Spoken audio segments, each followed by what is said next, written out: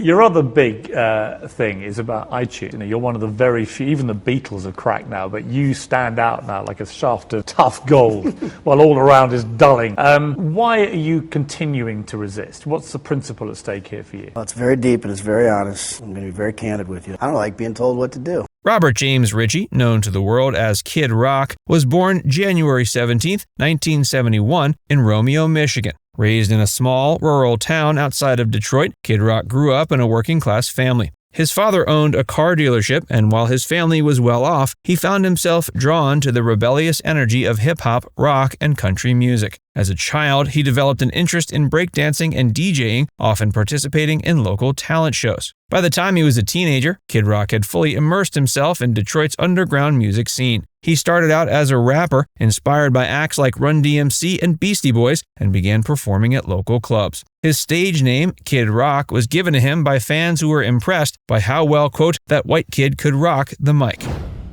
Early career struggles.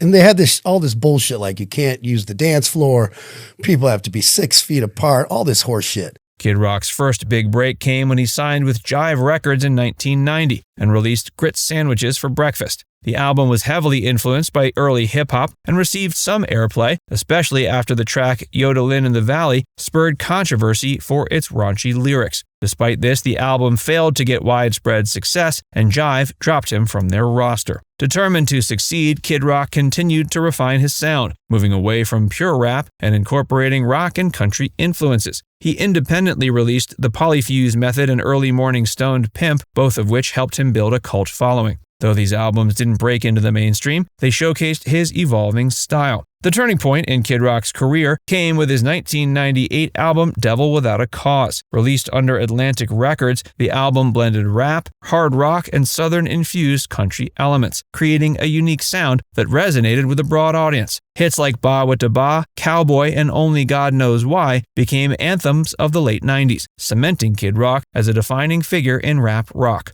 Devil Without a Cause sold over 14 million copies worldwide, earning him multi-platinum status. The success made Kid Rock a household name, allowing him to tour extensively, and he established himself as a larger-than-life personality in the music industry. Continued success and evolution. You've decided to nail your mast to a flat fee of $20 and $4 a beer for a 12-ounce guzzle of beer. Why are you doing it, and what do you hope to achieve? It's gotten out of hand. The price of concerts, the price of entertainment, period. You know, whether it's a sporting event, going to the movies, buying a soda there, whatever. And what do? Obviously, a musician to play concerts. I've been very fortunate. I've always tried to keep prices what I think are fair. Following Devil Without a Cause, Kid Rock released Cocky, an album that continued his blend of rock, rap, and country influences. The album featured Picture, a heartfelt duet with Sheryl Crow, which became one of his most successful songs to date. Unlike his previous party anthems, Picture showcased a softer, more introspective side of Kid Rock, broadening his appeal to country and mainstream audiences. Over the years, Kid Rock continued to evolve musically. Albums like Rock and Roll Jesus and Born Free saw him move away from rap rock and embrace a more classic rock and country sound. All Summer Long, from Rock and Roll Jesus, was another career-defining hit. The song sampled Lynyrd Skynyrd's Sweet Home Alabama and became a massive crossover success, topping charts worldwide. Kid Rock's ability to reinvent himself and appeal to diverse audiences is one of his greatest strengths. Whether performing rap rock anthems, southern rock ballads, or patriotic country tunes, he's maintained a dedicated fan base. Over the course of his career, Kid Rock has sold over 25 million albums in the U.S. alone, earned multiple Grammy nominations, headlined sold-out stadium tours, and established himself as a philanthropist, donating millions to Detroit-based charities. Political views.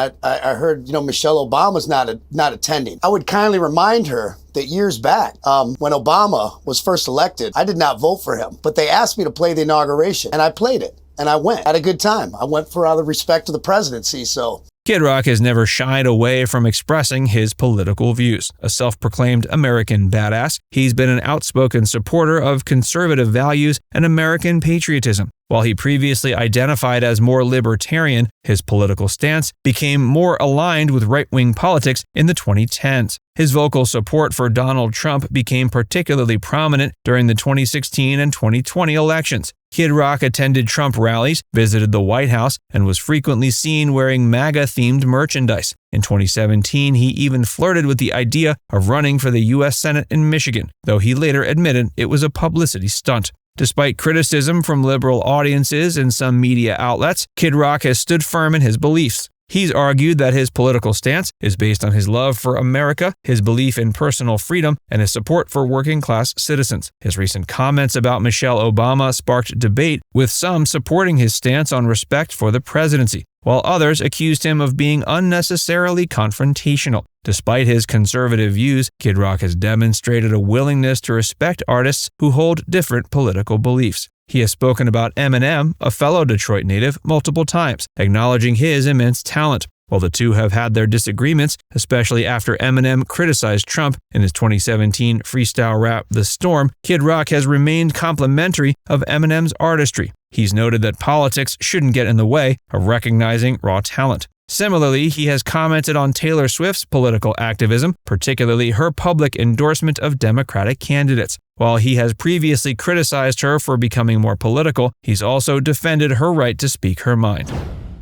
American Badass. Your last record is fantastic. Thank you. And you really know how to make a record.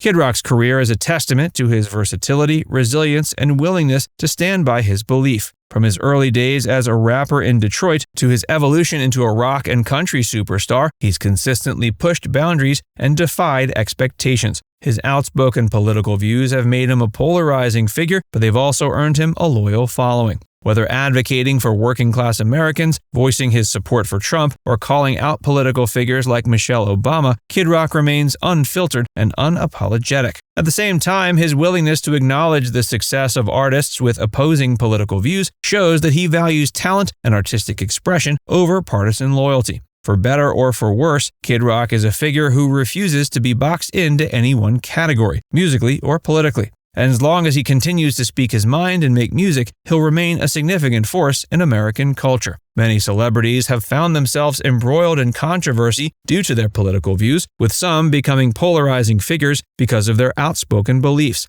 Hollywood, the music industry, and even the sports world have seen stars face backlash, boycotts, and media scrutiny for either supporting or opposing certain political figures and ideologies. However, while some celebrities allow politics to define their entire public persona, others have managed to navigate their beliefs in a way that fosters discussion rather than division. Kid Rock is a prime example of how one can hold strong political convictions, yet still maintain relationships with those who think differently. While he's well known for his strong conservative views and open support of figures like Donald Trump, he's shown a level of maturity that allows him to maintain friendships with those on the other side of the political spectrum. One notable example is a friendship with Whoopi Goldberg, a staunch liberal and co-host of The View. Despite their ideological differences, the two have shared mutual respect and even joked about their political debates. Kid Rock has also expressed admiration for figures like Oprah Winfrey, despite disagreeing with her politics. His ability to separate personal relationships from political divides offers a refreshing contrast to the culture of outrage and cancellation that often dominates celebrity discourse. Now it's time to hear from you.